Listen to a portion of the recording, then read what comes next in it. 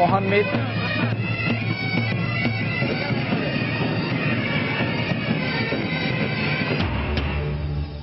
মে দিবসে দেশ জুড়ে শ্রমিকদের বর্ণাঢ্য র্যালি ও সমাবেশ, ন্যূনতম বেতন ও কর্মঘণ্টা নির্ধারণের দাবি।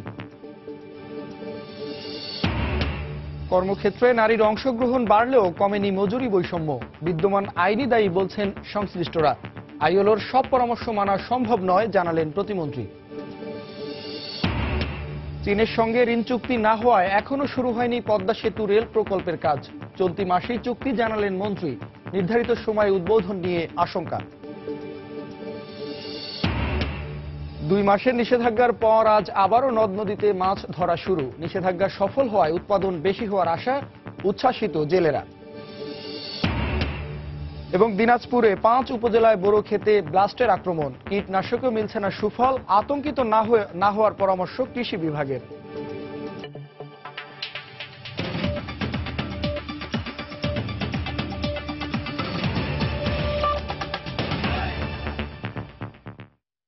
সময় সংবাদের সঙ্গে আছি আমি জুনায়েদ আল হাবিব।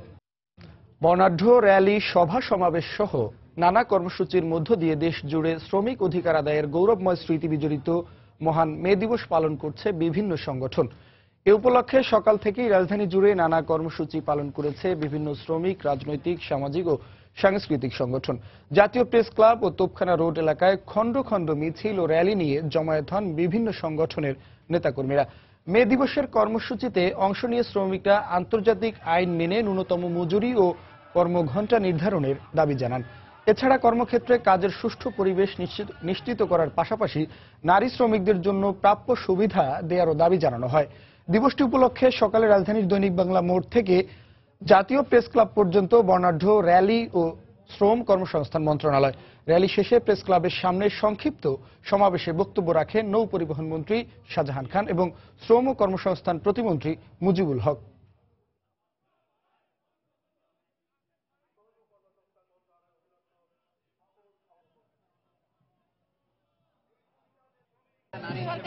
আমাদের যাতে সুযোগ সুবিধা আমাদের চলাফেরায় ভালো থাকে, এইটাই আমরা মনে করি এখনো যে লক্ষ্যে মে দিবস গঠিত হয়েছিল তা এখনো বাস্তবায়ন হয় না। আমাদের অনেক অত্যাচার করে, কিছু হলে বের করে দিবা স্যার, আমার অনেক খারাপ খারাপ হুমকি ধমকি দেয় করে। এই প্রথমবার আমরা বাংলাদেশের শ্রমিকদের সন্তান যারা নাকি লেখাপড়া করে সরকারি মেডিকেল কলেজে, সরকারি বিশ্ববিদ্যালয়ে, প্রকৌশল বিশ্ববিদ্যালয়ে, তাদের সন্তানদেরকে 3 লক্ষ টাকা করে আমরা সাহায্য দিব বৃত্তি হিসাবে। ওই গার্মেন্ট সেক্টরে যে পণ্য আপনারা নিয়ে থাকেন তার উপরে যদি $1 আপনারা বাড়িয়ে দেন, আমার শ্রমিক আরো অনেক বেশি মজুরি আমাদের পক্ষে দেওয়া সম্ভব। তা করবেন না, আমাদের জ্ঞান দেবেন। মহান মে দিবস উপলক্ষে তোপখানা রোড ও জাতীয় প্রেস ক্লাব এলাকায় সমাবেশ করছে বিভিন্ন শ্রমিক সংগঠন। দর্শক সেখানে আছেন রিপোর্টার মিজানুর রহমান কবির, সরাসরি চলে যাচ্ছি তার কাছে। কবির, ঐতিহাসিক মে দিবসের চেতনাকে বুকে ধারণ করে এখানে সকাল থেকে যেই মানুষের উপস্থিতি ছিল স্বল্প সংখ্যক, শত হাজার, তা পেরিয়ে লাখে পরিণত হয়েছিল জাতীয় প্রেস ক্লাব, পল্টন, মতিঝিল এবং শাহবাগ, এইসব এলাকা, রমনা এলাকা। তো সেই জনস্রোত একটু একটু করে কমে যাচ্ছে যদিও, কিন্তু আমরা দেখেছি বিপুল সংখ্যক লোকের উপস্থিতি, বিপুল সংখ্যক শ্রমিক এবং শ্রমিক সংগঠনের নেতাদের উপস্থিতি। তারা সকাল থেকে এখানে উপস্থিত হয়েছিলেন এবং তাদের বিভিন্ন দাবি দেওয়া তুলে ধরেছেন। আপনারা এখন হয়তো দেখতে পাচ্ছেন যে অস্থায়ী মঞ্চ বানিয়ে তারা তাদের শ্রমজীবীদের সঙ্গীত বা গণসঙ্গীত সেগুলো পরিবেশন করছেন। কিছু মিছিল আমরা দেখতে পাচ্ছি যে পশ্চিম দিকে এখনো সেই কদম ফোয়ারা হয়ে যাচ্ছে এবং পূর্ব দিকের বিশাল একটি এলাকা জুড়ে কিন্তু সেই মিছিল, অর্থাৎ তাদের যে সড়ক প্রদক্ষিণ করার কথা, বর্ণাঢ্য র্যালি, সেসব যে তাদের কর্মসূচি আছে সেগুলো পালনের এই একটি অংশ হিসেবে তারা কিন্তু বিভিন্ন সড়ক প্রদক্ষিণ করছেন। একটু আগে তারা অস্থায়ী সমাবেশ করেছেন অনেকেই এবং জাতীয় প্রেস ক্লাবে ছিল তাদের মূলত আসার একটি আসল ঠিকানা আজকে, এবং তারা বেশিরভাগই কিন্তু জাতীয় প্রেস ক্লাব কেন্দ্রিক সভা সমাবেশ এবং মিছিল করেছেন। অনেকে তাদের ব্যানার, ফেস্টুন এবং সবকিছু নিয়ে তারা সমাবেশে দাবি দেওয়া তুলে ধরার চেষ্টা চলছেন। এবং আমরা একটি বিষয় বারবারই তাদের কাছ থেকে শুনতে পাচ্ছি যে শ্রমিক মালিকের যে সম্পর্ক সেটি উন্নয়নের জন্য মূলত তারা কথা বলেছেন বা পদক্ষেপ নেওয়ার আহ্বান জানিয়েছেন। এক্ষেত্রে সরকারি সহায়তা যেমন তারা আশা করেছেন, তেমনি বেসরকারি যে সংগঠনগুলো রয়েছে, আবার অনেক জায়গাতে অনেক প্রতিষ্ঠানে শ্রমিকদের কোনো সংগঠন নেই, সেসব জায়গাতে শ্রমিকরা নিষ্পেষিত হচ্ছেন, নিপীড়িত হচ্ছেন, এমন দাবি দেওয়া তুলে ধরে তারা বিশেষ করে ফোন যে কোম্পানিগুলো রয়েছে সেসব এরকম বড় বড় প্রতিষ্ঠান সেখানে ট্রেড ইউনিয়ন চালুর কিন্তু দাবি তারা জানিয়েছেন। আরেকটি বিষয় যে গার্মেন্টস শ্রমিকদের উপস্থিতি আমরা এখানে সবচেয়ে বেশি দেখতে পেয়েছি, তাদের পাশাপাশি সর্বস্তরের শ্রমিক কিন্তু এই জাতীয় প্রেস ক্লাব এবং আশপাশের এলাকায় এসে জড়ো হয়ে তাদের দাবি দেওয়া তুলে ধরেছেন। প্রধান দাবির মধ্যে ছিল সে একটি যে শ্রমিক মালিক সম্পর্ক উন্নয়ন, কর্ম পরিবেশ সেগুলো উন্নয়ন, এসব দাবি তারা তুলে ধরেছেন। তো এই ছিল আমার কাছে আপাতত জাতীয় প্রেস ক্লাব থেকে সবশেষ। ধন্যবাদ খবির। দর্শক, জাতীয় প্রেস ক্লাবের সামনে থেকে বিভিন্ন শ্রমিক সংগঠনের সভা সমাবেশের খবর জানাচ্ছিলেন সহকর্মী মিজানুর রহমান খবির। জাতীয় নির্বাচনকে সামনে রেখে বিএনপি আবারও হাওয়া ভবন গড়ে তোলার চেষ্টা করছে বলে মন্তব্য করেছেন আওয়ামী লীগের সাধারণ সম্পাদক ওবায়দুল কাদের। সকালে রাজধানীর বঙ্গবন্ধু অ্যাভিনিউতে দলের কেন্দ্রীয় কার্যালয়ের সামনে মহান মে দিবস উপলক্ষে জাতীয় শ্রমিক লীগের আলোচনা সভায় বক্তব্য রাখেন তিনি। বিএনপি ক্ষমতায় এলে শ্রমিকদের উপর অত্যাচার নির্যাতন বেড়ে যায় বলে মন্তব্য করেন ওবায়দুল কাদের। একই অনুষ্ঠানে দলের যুগ্ম সাধারণ সম্পাদক মাহবুবুল আলম হানিফ বলেন, সংবিধান অনুযায়ী যথাসময়ে জাতীয় নির্বাচন অনুষ্ঠিত হবে, আর এ নিয়ে বিএনপি অস্থিতিশীল পরিস্থিতি সৃষ্টি করলে তা কঠোর হস্তে দমন করা হবে। সমাবেশ শেষে একটি র্যালি বের করা হয়। র্যালিটি বঙ্গবন্ধু অ্যাভিনিউ ও আশপাশের এলাকা ঘুরে আবার বঙ্গবন্ধু অ্যাভিনিউতে এসে শেষ হয়।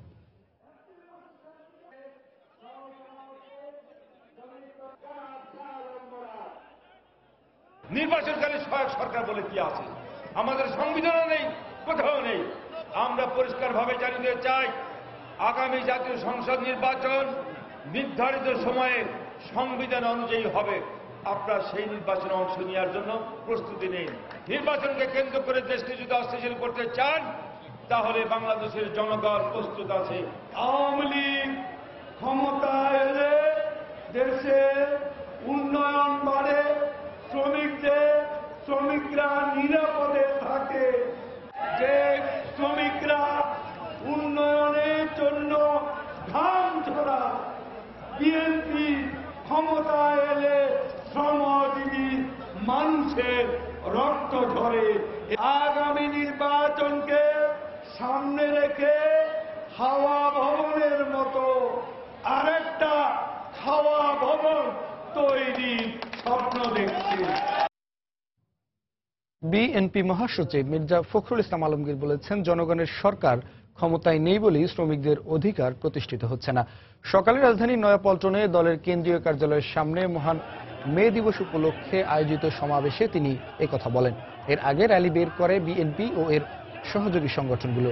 র্যালিতে অংশ নেন মির্জা ফখরুল ইসলাম আলমগীর সহ দলের শীর্ষ নেতারা।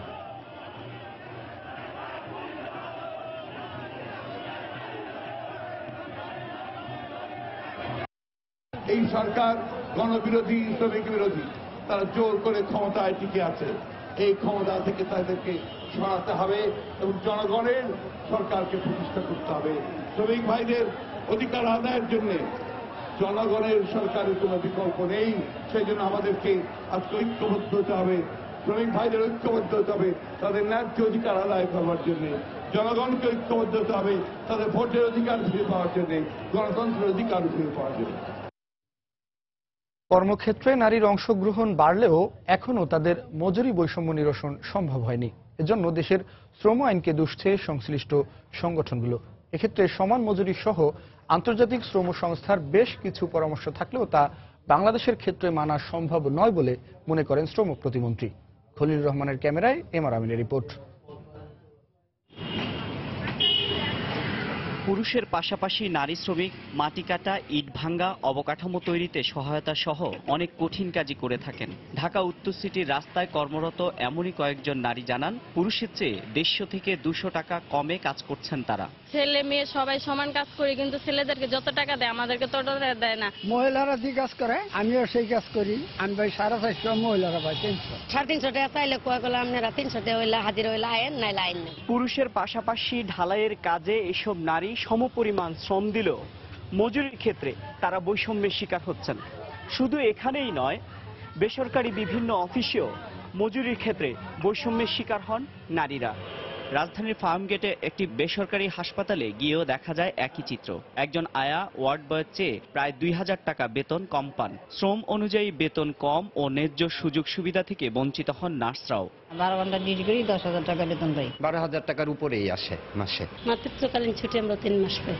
কর্পোরেট পর্যায়ে নারীরা মজুরি বৈষম্যের শিকার না হলেও মানসিক হেনস্থার শিকার হয়ে তারা পিছিয়ে পড়ছেন বলে জানান এই নারী উদ্যোক্তা। বৈষম্যের শিকার হচ্ছে না একেবারেই সেটা আমি বলবো না। মেন্টাল হ্যারাসমেন্ট আছে, ফিজিক্যাল হ্যারাসমেন্ট আছে, অনেক কিছু আছে। Bangladesh Institute of Labour Studies BILS এর দেয়া তথ্য মতে পুরুষ যে পরিমাণ মজুরি পাচ্ছে তার তুলনায় একজন নারী ম্যানুফ্যাকচারিং খাতে পায় 76%, অর্থ লগ্নিকারী প্রতিষ্ঠানে পায় 71%, হোটেল ও রেস্টুরেন্টে পায় 69% এবং কনস্ট্রাকশনে পায় 60%।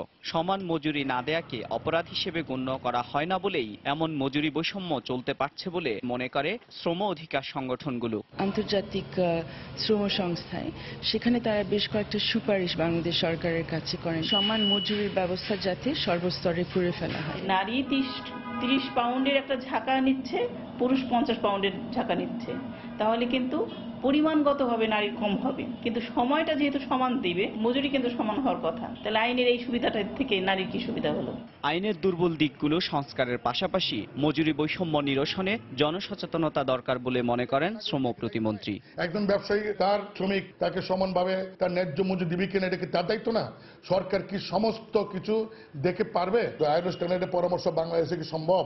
বাংলাদেশে 83 লক্ষ অর্থনৈতিক ইউনিট থাকায় সব ক্ষেত্রের বৈষম্য পর্যবেক্ষণ ও প্রতিকার করা সম্ভব হয়ে ওঠে না বলে জানান শ্রম প্রতিমন্ত্রী।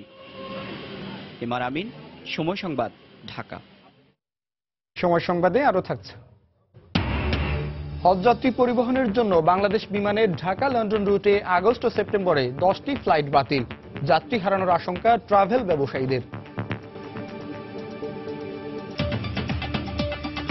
দর্শক, পদ্মা সেতুর নির্মাণ কাজের অগ্রগতি নিয়ে প্রতি মাসের 1 তারিখে আমরা বিশেষ রিপোর্ট প্রচার করে থাকি। তারই ধারাবাহিকতায় আজও থাকছে পদ্মা বহুমুখী সেতুতে রেল সংযোগ প্রকল্প নিয়ে রিপোর্ট। কাগজে কলমে পদ্মা সেতুতে রেল সংযোগের কাজ শুরু হয় 2016 সালের জানুয়ারিতে। তবে চীনের সঙ্গে ঋণ চুক্তি না হওয়ায় এখনো শুরু করা যায়নি প্রকল্পের কোনো কাজ। এ অবস্থায় রেলমন্ত্রী বলছেন, চলতি মাসেই দুদেশের মধ্যে এ চুক্তি হবে।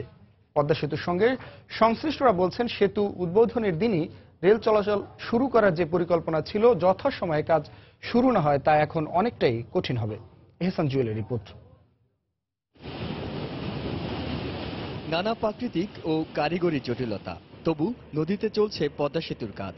2015 সালে শুরু আর 2018 সালের ডিসেম্বরে এই কাজ শেষ হওয়ার কথা। নকশা অনুযায়ী সেতুর নিচের অংশে রেল এবং উপরের অংশে চলবে অন্য যানবাহন। ফলে একই সময়ে দেশের দক্ষিণাঞ্চলকেও রেল সংযোগের আওতায় আনা হবে। যেখানে রাজধানীর কমলাপুর থেকে ছাড়া ট্রেন গেন্ডারিয়া হয়ে 37 কিলোমিটার দূরের মুন্সিগঞ্জের মাওয়ায় যাবে, সেখান থেকে মূল পদ্মা সেতু দিয়ে যাবে অন্য প্রান্ত জাজিরায়। আর জাজিরা থেকে ফরিদপুরের ভাঙ্গা পর্যন্ত 42 কিলোমিটার এবং পরে ভাঙ্গা থেকে নড়াইল হয়ে যশোর পর্যন্ত 87 কিলোমিটার রেল সংযোগ দেওয়া হবে। কমলাপুর থেকে গেন্ডারিয়া স্টেশন পর্যন্ত 3 কিলোমিটার রেল লাইনে হবে প্রথম কাজ। পুরো কাজের জন্য গত বছরের 8 আগস্ট চীনের সরকারি কোম্পানি চায়না রেলওয়ে গ্রুপ লিমিটেডের সঙ্গে স্বাক্ষর হয়েছে চুক্তি। তবে দেশটির সঙ্গে ঋণ চুক্তি এখনো হয়নি, তাই শুরু করা যাচ্ছে না কাজ। ফলে সেতু উদ্বোধনের দিনই পুরো রেল লাইন চালুর পরিকল্পনায় আনতে হচ্ছে পরিবর্তন। আশা করি ইনশাআল্লাহ আগামী মাসে লোন এগ্রিমেন্ট আমরা করতে পারবো। যে লক্ষ্য নির্ধারণ করেছে এর মাঝে এই প্রকল্পটি আংশিক, অর্থাৎ ভাঙ্গা থেকে পদ্মা ব্রিজের এপার পর্যন্ত আমরা যদি শেষ করতে পারি, তাহলেও অন্তত পদ্মা ব্রিজের উপর দিয়া ট্রেন চালানো সম্ভব হবে। প্রথম পর্যায়ে রেলপথ নির্মাণের জন্য 361 হেক্টর জমির প্রয়োজন হবে। এর মধ্যে শরীয়তপুর এবং মাদারীপুরের জমি অধিগ্রহণ সম্পন্ন হলেও অন্য জেলাগুলোতে কাজ চলছে। প্রকল্প বাস্তবায়ন করবে বাংলাদেশ সেনাবাহিনী। নিয়মিত সমন্বয় হচ্ছে মূল পদ্মা সেতুর কাজের সঙ্গেও। আমাদের সাথে যে কমন জায়গাটা, এই জায়গায় জমিটাও আমরা অধিগ্রহণ করে রাখছি ওদের সুবিধার জন্য। তাদের তো টার্গেট ছিল আমাদের সাথে সাথে শুরু করার, পরে এটা কঠিন হবে তাদের জন্য, যেহেতু এখনো কাজ, বাস্তব কাজ শুরু হয় নাই। এই রেল প্রকল্পের ফলে শুধু যশোর পর্যন্ত রেল লাইনই যোগ হবে না, একই সময় ঢাকার সঙ্গে মোংলা এবং পায়রা গভীর সমুদ্র বন্দরের রেল যোগাযোগের প্রাথমিক দুয়ার খুলবে। এর মধ্যে বেশ দেরি হয়ে গেছে। চীন সরকারের সঙ্গে ঋণ চুক্তির বিষয়টি দীর্ঘ 1.5 বছর ধরে ঝুলে থাকায় কাজে হাত দেওয়া যায়নি এখনো। আর তাই পদ্মা সেতু চালুর প্রথম দিনেই পুরো রেল সংযোগ চালুর বিষয়টি থেকে আপাতত কিছুটা সরে আসতে হচ্ছে মন্ত্রণালয়কে। তবে আশার কথা, চলতি মাসেই ঋণ চুক্তি সম্পূর্ণ হয়ে গেলে কিছুটা দেরিতে হলেও রেলে চড়ার সুযোগ পাবেন দেশের দক্ষিণ পশ্চিমাঞ্চলবাসী। ইলতান জুয়েল, সময় সংবাদ, ঢাকা। 2 মাসের নিষেধাজ্ঞা শেষে ভোলা, চাঁদপুর সহ দেশের বিভিন্ন স্থানে নদ নদীতে আজ মাছ ধরতে শুরু করেছেন জেলেরা। জাল নিয়ে নদীতে নেমে উচ্ছ্বাসিত তারা। নিষেধাজ্ঞা সফলভাবে শেষ হওয়ায় এই মৌসুমে মাছের উৎপাদন বেশি হওয়ার আশা করছে মৎস্য বিভাগ। রিপোর্টার ও জেলা প্রতিনিধিদের পাঠানো তথ্য ছবি নিয়ে ডেস্ক রিপোর্ট। রোববার মধ্যরাতে নিষেধাজ্ঞা উঠে যাওয়ায় নৌকা ও জাল নিয়ে নদীতে নেমে পড়েছেন জেলেরা। গত 1 মার্চ থেকে 30 এপ্রিল পর্যন্ত 2 মাসের জন্য ভোলার সদর উপজেলার ইলিশা পয়েন্ট থেকে চর পিয়াল পর্যন্ত মেঘনা নদীর 90 কিলোমিটার ও তেঁতুলিয়া নদীর ভেদুরিয়া থেকে পটুয়াখালীর চর রুস্তম পর্যন্ত 100 কিলোমিটার এলাকায় সব ধরনের মাছ ধরার উপর নিষেধাজ্ঞা আরোপ করা হয়। নিষেধাজ্ঞা সফলভাবে শেষ হওয়ায় এই মৌসুমে মাছের উৎপাদন বাড়ার আশা করছে মৎস্য বিভাগ। আমাদের যে অভিযান পরিচালনা হয়েছে তাতে জেলেরা মাছ ধরতে পারেনি এবং মাছ তাদের সঠিকভাবে ডিম ছাড়তে পেরেছে এবং একই সাথে এই মাছগুলো বড় হওয়ার সুযোগ পেয়েছে। যেহেতু উৎপাদন বেশি হবে, জেলেরা বেশি পরিমাণে মাছ ধরবে এবং তারা মাছের ক্ষেত্র থেকে বেশি আয় করতে পারবে। নিষেধাজ্ঞা উঠে যাওয়ার পর চাঁদপুরের মতলব উত্তরের শাটনল থেকে দক্ষিণে চর আলেকজান্ডার পর্যন্ত 100 কিলোমিটার নদীতে মাছ ধরায় ব্যস্ত হয়ে পড়েছেন জেলেরা। মৎস্য বিভাগ চলতি মৌসুমে ইলিশের ভালো উৎপাদন আশা করলেও প্রথম দিনে পর্যাপ্ত ইলিশ না পাওয়ায় হতাশ হয়েছেন অনেক জেলে। জাল কমপ্লিট করে নদীতে গেলাম, ইলিশ মাছের সংখ্যা একেবারেই কম। ইলিশ মাছ গেল কই, একবার মাছ নাই, টুটুল নাই। সব জানলা বিকেলে আম গেছি, একবার হুদাইছি, কে তালতে দানা কে ভাই না, এই অবস্থা আছে। মাছটা আল্লাহ বানিও, মাছটা আল্লাহর। ইলিশ অভয়াশ্রম ঘোষণার প্রেক্ষিতে নদীতে সকল প্রকার মাছ ধরা নিষিদ্ধ ছিল। গত মধ্যরাতে এর মেয়াদ শেষ হয়েছে। মধ্যরাতের পর থেকে মৎস্যজীবীগণ ব্যাপক উৎসাহ উদ্দীপনার মধ্য দিয়ে নদীতে মাছ ধরতে শুরু করেছে। এছাড়া শরীয়তপুরে ইলিশের অভয়াশ্রম সহ দেশের উপকূলীয় নদ নদীতে 2 মাসের নিষেধাজ্ঞা উঠে যাওয়ায় মাছ ধরতে শুরু করেছেন জেলেরা। মনিরুজ্জামান প্রান্ত, সময় সংবাদ। সময় সংবাদে আরো থাকছে। সত্যজিৎ রায়ের জনপ্রিয় চরিত্র ফেলুদা সৃষ্টির 50 বছর পূর্তিতে কলকাতায় বিশেষ আয়োজন, চিত্রনাট্য ও বুকলেট প্রদর্শনী। আবারও মে দিবসের খবর। মহান মে দিবস উপলক্ষে রাজধানীর কেন্দ্রীয় শহীদ মিনারে চলছে পথনাটক, সঙ্গীত, কবিতা আবৃত্তি সহ বিভিন্ন অনুষ্ঠান। সেখানে আছেন রিপোর্টার মৌসুমী মৌ। এদিকে চট্টগ্রামের বটতলী স্টেশনে চলছে শ্রমিক সমাবেশ। সেখানে আছেন রিপোর্টার শফিকুল আলম। সরাসরি চলে যাচ্ছি তাদের কাছে। প্রথমে যাচ্ছি মৌর কাছে। মৌ, দিনে দিনে সুন্দরবন হতেছে উজাড়। ধন্যবাদ হাবিব। এই মুহূর্তে আমি আছি কেন্দ্রীয় শহীদ মিনারে এবং আজকে মহান মে দিবস। এই উপলক্ষে সকাল থেকে এই শহীদ মিনারে অনেকগুলো আয়োজনই ছিল। বর্তমানে চলছে আরণ্যক নাট্যদলের একটি অনুষ্ঠান রয়েছে। মহান মে দিবস উপলক্ষে তারা এক ধরনের আয়োজন করেছে। একটু আগে যে সেখানে বক্তব্য রাখছিলেন সেখানকার নির্বাহী প্রধান মামুনুর রশিদ, এবং তিনি বলছিলেন যে একটি কর্মক্ষেত্রে সাংস্কৃতিক যে পরিবেশ সেটি যদি নিশ্চিত করা যায় তাহলে অনেকাংশেই হয়তো বা যে কর্মপরিবেশ নিশ্চিত অধিকার অর্থাৎ সাংস্কৃতিক যে সুরক্ষা সেটি নিশ্চিত করার দাবি তারা তুলেছেন। এবং বর্তমানে কিন্তু আমরা দেখতে পাচ্ছি যে সেখানে একটি নাটক মঞ্চস্থ হচ্ছে আরণ্যক নাট্য দলের ব্যানারে, যেটি মহান মে দিবস উপলক্ষে কিন্তু তৈরি করা হয়েছে, যে নাটকের নাম অরণ্য মঙ্গল। এবং বলে রাখি যে আরণ্যক নাট্য দল কিন্তু গত 36 বছর ধরে এটি পরিচালনা করে আসছে, অর্থাৎ এবং 1983 সাল থেকে, এবং এটি কিন্তু তাদের আজকে 36 বছরের উদযাপন এই মে দিবসে তারা করছে। এটি ঐতিহ্যও বলা যায়। আজকে অরণ্য মঙ্গল যেটি নাটক মঞ্চস্থ হচ্ছে সেটি কিন্তু লিখেছেন আব্দুল্লাহ হেল মাহমুদ এবং এটির নাট্য নির্দেশনা দিয়েছেন শামিমা শওকত লাভলি। এবং যে অরণ্য মঙ্গল যে বিষয়টি সেটি কিন্তু সাংস্কৃতিক বিপ্লব অর্থাৎ সুন্দরবন থেকে শুরু করে শ্রমিকদের কর্ম নিরাপত্তা সুরক্ষা সেই বিষয়গুলোই কিন্তু এখানে বারবার উঠে আসছে। যে আমরা যদি বলি যে যখন ইতিহাস যেটা বলে যে শ্রমিকরা কিন্তু সবসময় একটা শোষিত হয়, নির্যাতিত হয়, সে জায়গা থেকে আমরা যদি ফরাসি বিপ্লবের কথা বলি, সভ্যতার আগের কথা বলি, যে মূলত যে মূলনীতির উপর প্রতিষ্ঠিত হয়েছিল অর্থাৎ স্বাধীনতা, সাম্য এবং ভ্রাতৃত্ব, যে বিষয়টি রয়েছে সেটি কিন্তু সেটির উপর ভিত্তি করেই কিন্তু এই আয়োজনটি করা হয় এবং এই দাবিটাই, এই মূলনীতিটাই আবারও প্রতিষ্ঠিত করতে হবে সেটা কিন্তু বলা হচ্ছিল এই নাট্য দলের পক্ষ থেকে। অর্থাৎ একটি কর্মপরিবেশ, একটি জায়গায় যখন একটি কর্মসংস্কৃতি বিরাজমান থাকে, সেই জায়গাটিতে যদি সংস্কৃতি অর্থাৎ একদিকে যেমন অপসংস্কৃতি, জঙ্গিবাদ এগুলো মোকাবেলা করা সম্ভব হয়, অন্যদিকে যে শ্রমিকের সংস্কৃতি সেটিও কিন্তু গড়ে তোলা সম্ভব হয়। এই ছিল কেন্দ্রীয় শহীদ মিনার থেকে আরণ্যক নাট্য দলের পরিবেশনায় আমার কাছে সর্বশেষ। এবং আমরা এখন চলে যাব আমাদের চট্টগ্রামের প্রতিনিধি যিনি অবস্থান করছেন চট্টগ্রামের সবশেষ মে দিবসের আয়োজন সম্পর্কে জানাতে, বটতলা স্টেশনে শফিকুল আলম। আমরা চলে যাচ্ছি তার কাছে। শফিক। মৌসুমী, আপনাকে ধন্যবাদ। আপনি হয়তো দেখতে পাচ্ছেন ঢাকার মতো সারা দেশে কিন্তু মে দিবস পালন হচ্ছে। আমি এই মুহূর্তে যেখানে দাঁড়িয়ে আছি সেটা হচ্ছে চট্টগ্রামের পুরাতন রেল স্টেশনে। এখানে বাংলাদেশ মুক্ত শ্রমিক ইউনিয়ন ফেডারেশনের উদ্যোগে কিন্তু এখানে মে দিবসের আয়োজন করা হয়েছে। এখানে যে চট্টগ্রামের যে ইপিজেড, কেইপিজেড সহ যে পোশাক কারখানাগুলো রয়েছে সেখান থেকে এখানে প্রায় 2 থেকে 3 হাজার বেশি শ্রমিক এসেছে এবং সেই কারখানাগুলোতে প্রায় 5 লাখ শ্রমিক কাজ করে। তারা যে দাবিগুলো এখানে তুলে ধরেছেন, তারা যে বললেন যে তাদের যে সর্বনিম্ন 5,300 টাকা যে দাবি তারা তুলেছেন, সরকার যে নির্ধারণ করেছে সেটি কিন্তু মালিক পক্ষ থেকে তারা পায়নি, সেই দাবি তুলে ধরেছেন। এবং তারা বলেছেন যে তাদের যে একজন শ্রমিক দুর্ঘটনা হওয়ার পর যে তারা ইন্স্যুরেন্সের বিষয়টি ছিল সেটি নিশ্চিতের কথা বলেছেন এবং যে বকেয়া বেতন যে বেতনগুলো তারা পায় না সেগুলো পাওয়ার দাবি তুলে ধরেছেন এবং তাদের যে কারখানায় যে কর্মপরিবেশ সে কর্মপরিবেশ নিশ্চিতের কথা বলেছেন। আর পাশাপাশি তাদের যে অধিকার এবং যে মেয়েদের যে মাতৃত্বকালীন যে 6 মাসের যে ছুটি, সেই ছুটিটি নিশ্চিত করার জন্য তারা সেই আহ্বানটি জানিয়েছেন। এবং এর পাশাপাশি আপনি হয়তো জানেন যে সকাল থেকে কিন্তু চট্টগ্রামের বিভিন্ন এলাকায় কিন্তু শ্রমিকরা কিন্তু মে দিবস পালন করে আসছেন।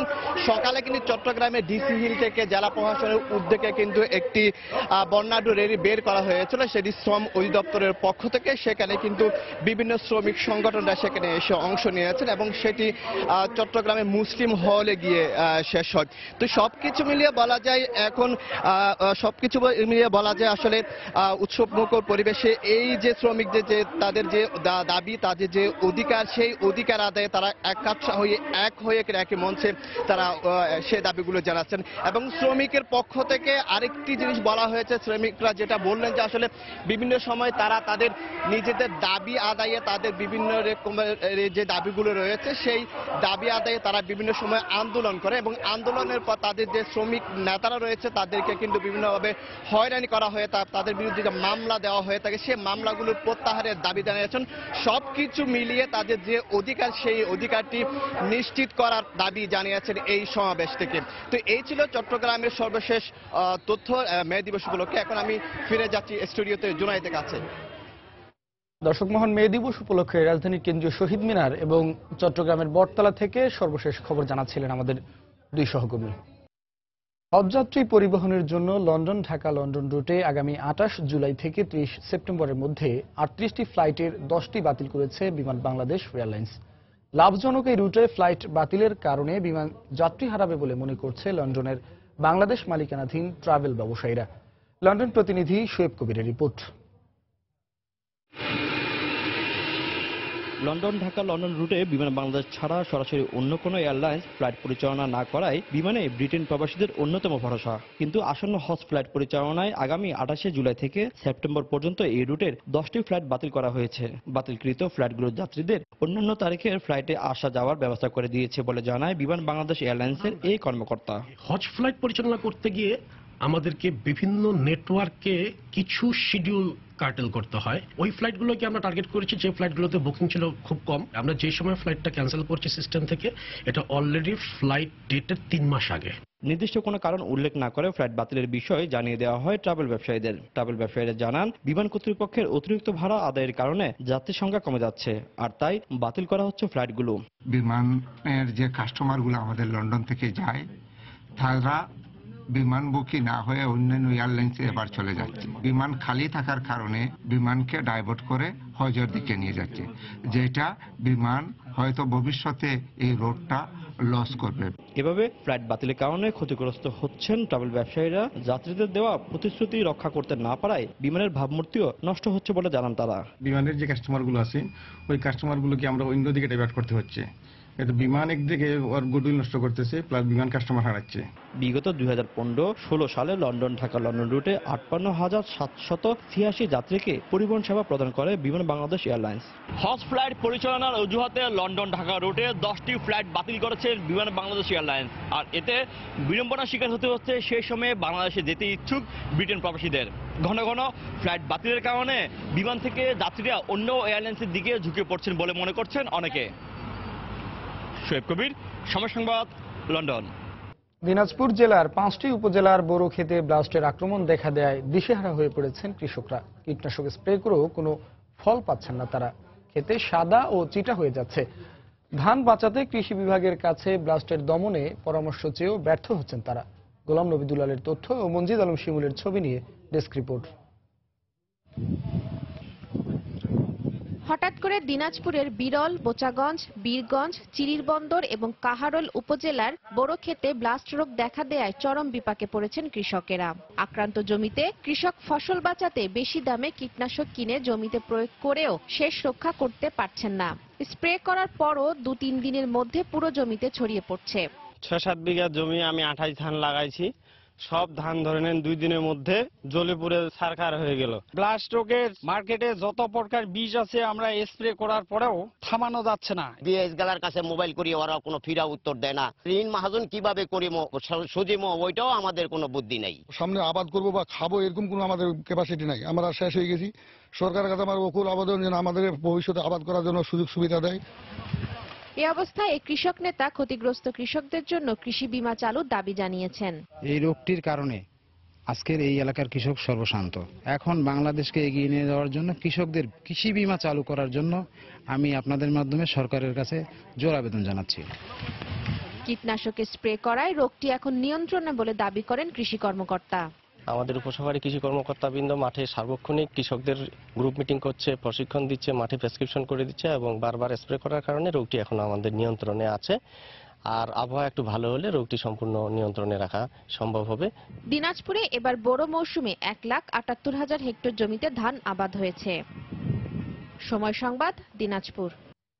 সত্যজিৎ রায়ের জনপ্রিয় ফেলুদা চরিত্রের 50 বছর পূর্তি উপলক্ষে পশ্চিমবঙ্গের কলকাতায় শুরু হয়েছে ফেলুদা প্রদর্শনী। গতকাল সন্ধ্যায় হোচিমিন সরণির বেঙ্গল গ্যালারিতে প্রদর্শনীর উদ্বোধন করেন ফেলুদা চরিত্রের রূপ দেয়া জনপ্রিয় অভিনেতা সব্যসাচী চক্রবর্তী। উপস্থিত ছিলেন সত্যজিৎ পুত্র সন্দীপ রায় সহ আরো অনেকে। কলকাতা থেকে সুব্রত আচার্যের রিপোর্ট। প্রদোষচন্দ্র মিত্র ওরফে ফেলুদা সত্যজিৎ রায়ের অনবদ্য এক সৃষ্টি। বাংলা সাহিত্যের জনপ্রিয় এক কাল্পনিক গোয়েন্দা চরিত্র। 1965 সালে ডিসেম্বরে সন্দেশ পত্রিকায় ফেলুদা সিরিজের প্রথম গল্প ফেলুদার গোয়েন্দাগিরি প্রকাশিত হয়। 1997 সাল পর্যন্ত ওই সিরিজের 35টি সম্পূর্ণ ও 4টি অসম্পূর্ণ গল্প ও উপন্যাস প্রকাশিত হয়।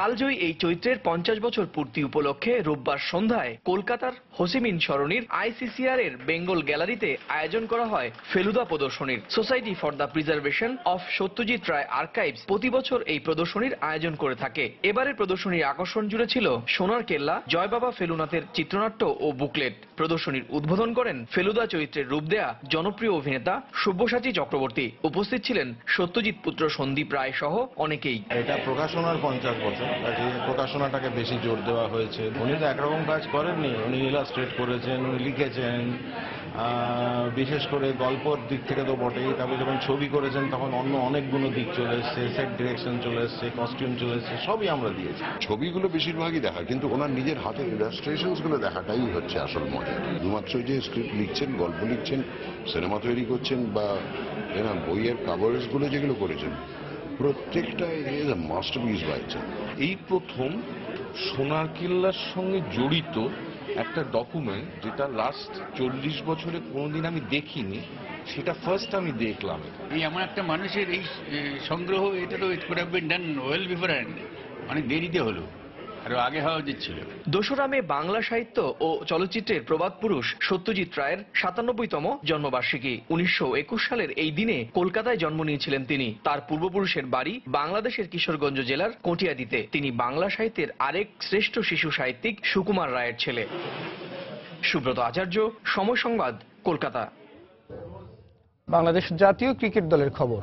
ইংল্যান্ডে 3 দিন অনুশীলনের পর আজ প্রথম প্রস্তুতি ম্যাচে মাঠে নামবে বাংলাদেশ। টাইগারদের প্রতিপক্ষ ডিউক অব নরফোক একাদশ। সাসেক্সের অ্যারডল ক্যাসেলে মাঠে ম্যাচটি শুরু হবে বাংলাদেশ সময় বিকেল 4টায়। এদিকে স্ত্রীর অসুস্থতার জন্য হঠাৎ করেই দেশে ফিরেছেন টাইগার অধিনায়ক মাশরাফি। তাই এই ম্যাচে দলকে নেতৃত্ব দেবেন মুশফিক। আইপিএল ব্যস্ততার জন্য এখনও দলের সঙ্গে যোগ দেননি সাকিব ও মুস্তাফিজ। ইংল্যান্ডের কন্ডিশনের সঙ্গে মানিয়ে নিতে সেখানে 3 দিন অনুশীলন করেছেন ক্রিকেটাররা। প্রথম প্রস্তুতি ম্যাচের আগে রোববার ব্ল্যাকস্টোন ক্রিকেট মাঠে প্রায় 5 ঘন্টা ঘাম জড়িয়েছেন সৌম্য সাব্বিররা। 50 ওভারের ম্যাচটিতে দলে আসতে পারে বেশ কিছু পরিবর্তন। আয়ারল্যান্ডে যাওয়ার আগে সাসেক্সে আরও একটি প্রস্তুতি ম্যাচ খেলবে বাংলাদেশ।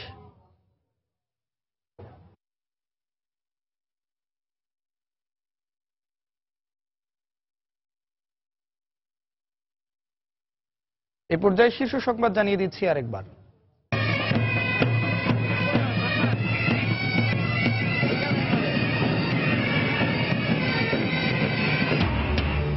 মহান মে দিবসে দেশ জুড়ে শ্রমিকদের বর্ণাঢ্য র্যালি ও সমাবেশ। ন্যূনতম বেতন ও কর্মঘণ্টা নির্ধারণের দাবি। কর্মক্ষেত্রে নারীর অংশগ্রহণ বাড়লেও কমেনি মজুরি বৈষম্য। বিদ্যমান আইনি দায়ী বলছেন সংশ্লিষ্টরা। আইএলওর সব পরামর্শ মানা সম্ভব নয় জানালেন প্রতিমন্ত্রী। চীনের সঙ্গে ঋণ চুক্তি না হওয়ায় এখনো শুরু হয়নি পদ্মা সেতু রেল প্রকল্পের কাজ। চলতি মাসেই চুক্তি জানালেন মন্ত্রী। নির্ধারিত সময়ে উদ্বোধন নিয়ে শঙ্কা। 2 মাসের নিষেধাজ্ঞার পর আজ আবারও নদ নদীতে মাছ ধরা শুরু। নিষেধাজ্ঞা সফল হওয়ায় উৎপাদন বেশি হওয়ার আশা, উচ্ছ্বাসিত জেলেরা। এবং দিনাজপুরে 5 উপজেলায় বোরো ক্ষেতে ব্লাস্টের আক্রমণ। কীটনাশকও মিলছে না সুফল। আতঙ্কিত না হওয়ার পরামর্শ কৃষি বিভাগের। এই ছিল এখনকার মতো। যে কোনো খবর পেতে ভিজিট করুন সময়নিউজ.tv। যে কোনো বাংলা লিঙ্ক রবি নম্বর থেকে সময় সংবাদের খবর অনুষ্ঠান সম্পর্কে জানতে এবং যে কোনো তথ্য সময় সংবাদকে জানাতে ডায়াল করুন 16242 নম্বরে। এছাড়া এই মাত্র পাওয়া খবর মোবাইলে পেতে SMS করুন *BN লিখে পাঠিয়ে দিন 16242 নম্বরে। সঙ্গে থাকুন সময়।